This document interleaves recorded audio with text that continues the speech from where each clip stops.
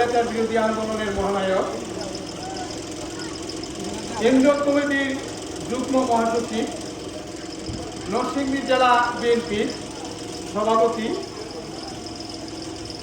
এবং নরসিংদী সদর থানার সাবেক এমপি জনাব মোহাম্মদ খায়রুল কবির খোকন সাহেব।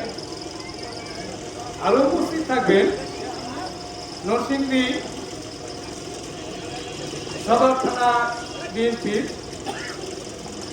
সম্মানিত সভাপতি জনাব আবু সালেহ চৌধুরী সাহেব।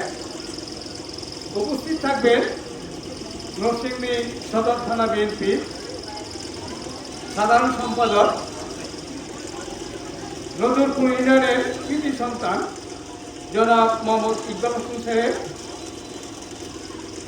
উপস্থিত মঞ্চে উপস্থিত